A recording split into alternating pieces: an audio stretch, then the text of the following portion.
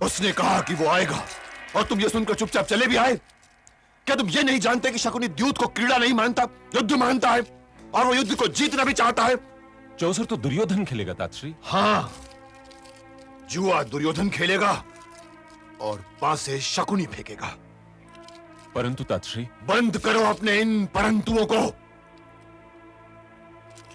युद्ध राजाओं के बीच में होता है, परंतु लड़ती सेनाएं हैं। इसलिए द्यूत सभा में इस प्रश्न को उठाने की भूल मत करना विदुर।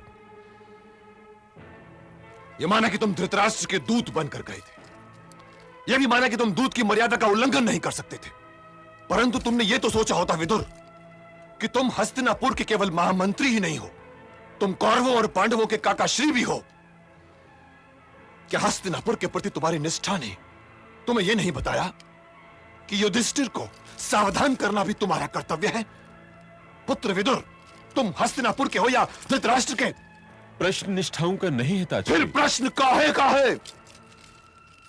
मैंने राज्य का विभाजन तक स्वीकार कर लिया कि आपसी तनाव समाप्त हो जाए। मैंने पांडवों के साथ यह अन्याय हो जाने दिया कि नेत्रहीन धृतराष्ट्र के हृदय में केवल यही एक सपना है कि हस्तिनापुर का राज्य सिंहासन उसके बाद पुत्र दुर्योधन को मिले। परंतु दुर्योधन अपनी उच्चाकांक्षा का हाथ बढ़ाकर इंद्रप्रस्थ को भी छू लेना चाहता है। क्या तुमने यह नहीं देखा कि वहां एक और हवन कुंड में अग्नि दहक रही थी, तो दूसरी ओर दुर्योधन के हृदय में?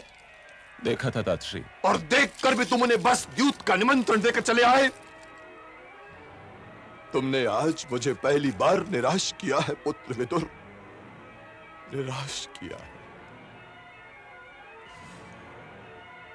मेरे कंधों में हस्तिनापुर का शव ढोने की शक्ति नहीं है विदुर, मेरे कंधों में यह शक्ति नहीं है। द्यूत क्रीड़ा में जीत चाहे किसी की भी हो, परंतु हारेगा मेरा हस्तिनापुर, हारेगा मेरा हस्तिनापुर, हारेगा मेरा हस्तिनापुर।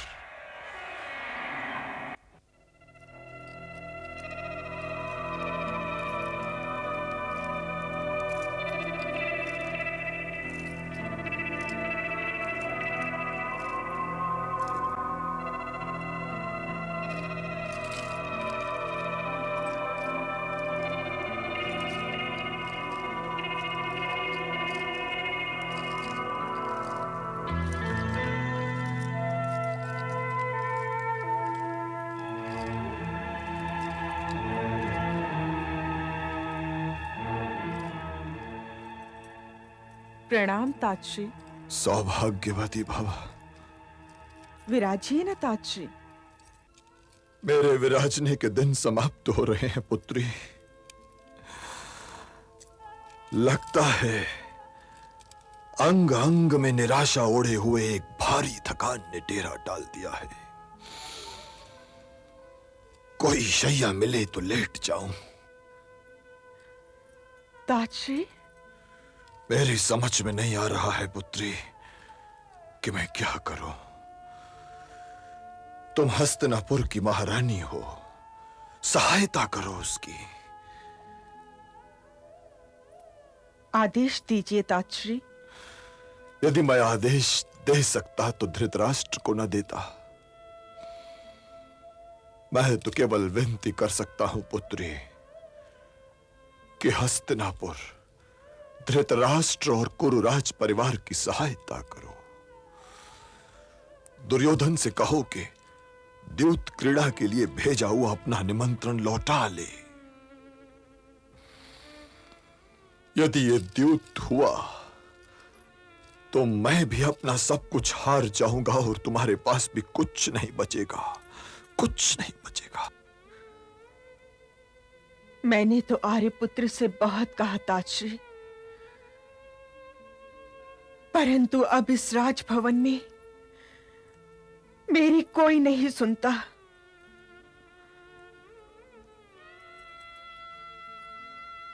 मैं तो स्वयं डरी सहमी सी बैठी हूं।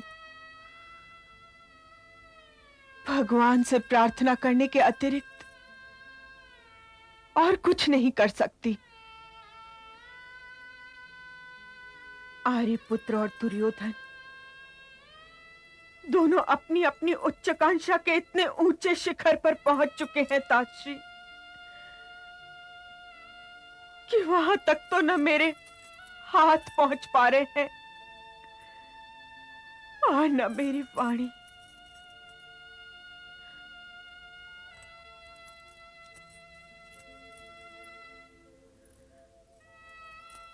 आप ज्येष्ठ गुरु हैं, आप उन्हें आदेश दीजिए। वो आपका कहना कभी नहीं टालेंगे ताश्री। जब परछाई शरीर से लंबी होने लगे तो समझ लेना चाहिए पुत्री कि सूर्य के अस्त होने में अब अधिक समय नहीं रह गया है। मैं तो उस क्षण से डर रहा हूं कि धृतराष्ट्र प्रणाम करेगा और मेरे ही हाथ इस सोच में पड़ जाएंगे कि आशीर्वाद के लिए उठें या ना उठें। आप बैठ जाइए ताश्री, खड़े खड़े थक गए होंगे।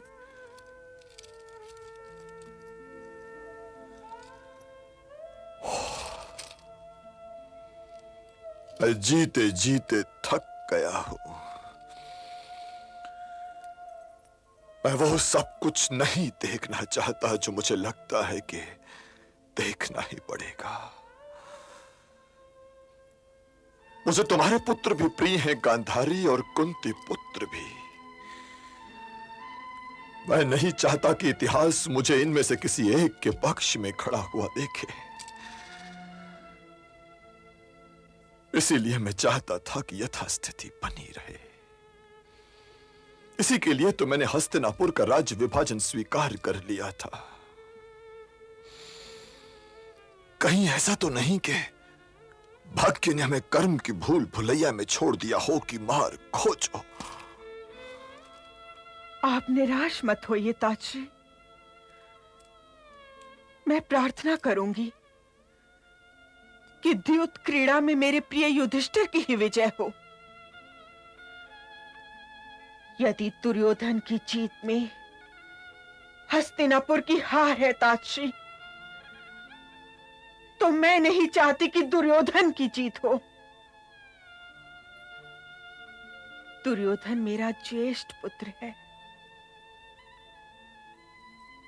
परंतु कोई पुत्र राज्य से अधिक मूल्यवान नहीं हो सकता ताश्री। आप आदेश दें तो मैं श्राप दे दूं दुर्योधन को। नहीं नहीं पुत्री, शाप को बचाए रखो।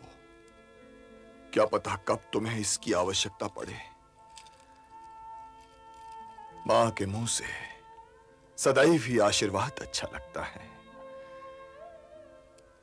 तो पुत्र दुर्योधन को यह आशीर्वाद दो कि उसमें समझ आए, उसमें समझ आ जाए।